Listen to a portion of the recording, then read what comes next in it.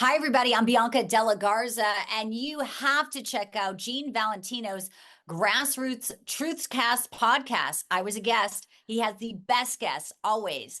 Check. Throughout history, the spirit of patriotism has prevailed. The battles may have changed.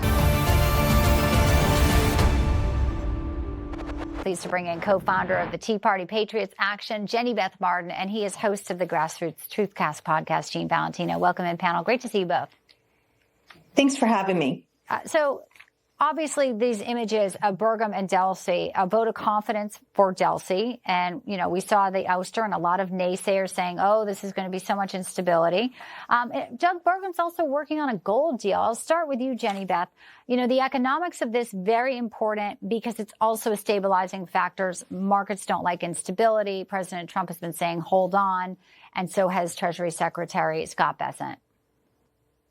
Yeah, I think that you're right. The markets don't like the instability, and there's going to be fluctuation in it. I don't think that should surprise anyone. What I think is important to remember is that one of the things President Trump has been working on for the last year and a half is making sure that we are focused on drilling more in America, that we have pipelines in America, and that America is getting back to energy independence. So if he had taken this action in Iran right after he came into office, we wouldn't have some of the same energy here in America available the way that he has helped over the last year and a half. Okay. Plus, we have what has happened with Venezuela, and now oil is flowing from Venezuela, so that is going to help make up for it. And finally, President Trump has said that he's going to protect the ships in Iran to make sure that they're still able to move oil in and out and around that region. And I think all of that is extremely important in helping stabilize gas prices as we get through this very defined mission in Iran right now. It could be weeks, could be 4 weeks.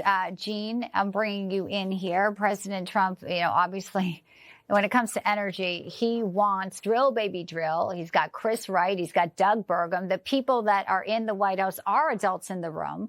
They're getting rid of the EV mandates. They're getting rid of all the restrictions here. So, again, while this isn't a time for markets to be a little bit rattled, what do you make of Susie Wiles saying, hey, let's get some ideas going on? Because, you know, the message has to be delivered to the American people. So important as well. Yeah, controlling Wall Street should never be government's role, but helping to facilitate free trade, free supply.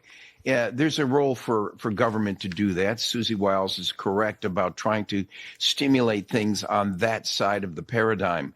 The real concern is when government steps too far and tries to establish mandates like they did with vaccines. In this case, just creating pathways or corridors for free markets and open trade where supply and demand factors kick in to justify price. So the price per barrel getting up over $80 a barrel, not surprised. Earlier reports indicated $100 a barrel. Not surprised if we see that as well. But it will be the free market that responds to the level of supply based on the level of demand to determine where those prices come back down. It's not necessarily government's role to stick a price out there. If they want to try to talk in general terms about bringing it back down under $2 a gallon, that's fine. But mandating that the delivery folks of gasoline go to $2 a gallon is inappropriate and it's at cross purposes with free market and fair trade. Let's talk about this vote now that's about to happen in Kilmeny's there on the Hill. So you've got war powers. They want to restrict President Trump in the middle of a conflict where it does seem to be hour by hour more and more destructive for Iran. You have a lot of the left trying to say that there was no strategy, and also some like AOC saying that President Trump is trying to distract from the Epstein scandal. I mean, as outrageous as it is, she goes on and says he impulsively went in on Venezuela, impulsively went in on Iran, and every time he's done that, it has been inconsistent with a spike or a revelation of what is happening with the Epstein files, and says Trump should be removed from office. I mean, AOC just ginning up the base here. But what about all the women in Iran, Jenny Beth, who are now just celebrating the chance of being free and not having to cover their hair? I mean, again, AOC here not really able to grasp that we're not on the side of terrorists still. Yeah, she's looking for any reason she can find to try to impeach President Trump, and she hopes that Democrats will win in the fall so they can impeach President Trump again. It's why we absolutely must not let that happen. But the bigger point here is President Trump did not act impulsively. He did not act impulsively in Venezuela or in Iran. We can look at how targeted what happened in Venezuela was, how the entire mission was executed with such precision. That does not indicate impulsiveness. That indicates forethought and very deliberate execution. The same thing is happening in Iran. President Trump has laid out clearly defined objectives. He wants to destroy Iran's missile capability, destroy their navy, make sure they never have a nuclear weapon, and stop their payments to terrorist organizations around the world.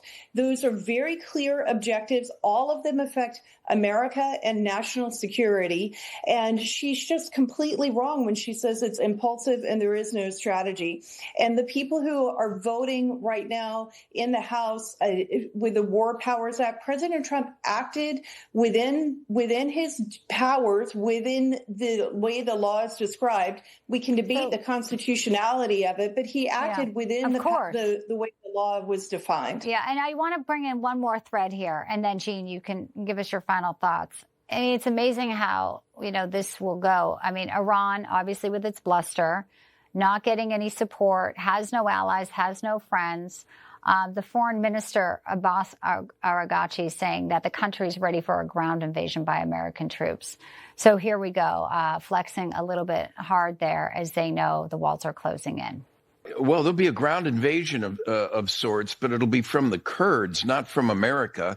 And that, too, is the acumen and keen thought pattern of Donald Trump, his desire to stay out of it, which is what many of the folks in Congress want. But on AOC, that's the antithesis of a keen acumen. She's dealing solely, AOC that is dealing with suspicion, a microphone, and zero evidence. The opposite's true with Donald Trump.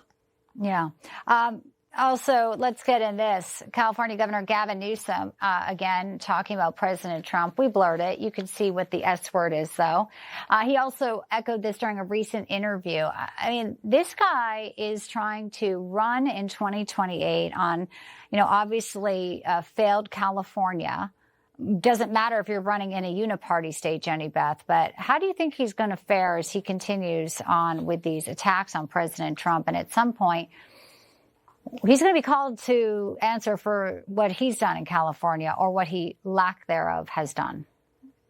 Yeah, I think that when it comes time to voting for the nominee and then for the president in 2028, we can look at his failed state of California, all the problems that have happened in California, including a rise of homelessness, the problems not taking care of the victims of the wildfires, the lack of parental rights. The list can go on and on and on. And then we'll be able to compare it to President Trump's very successful record during his second term.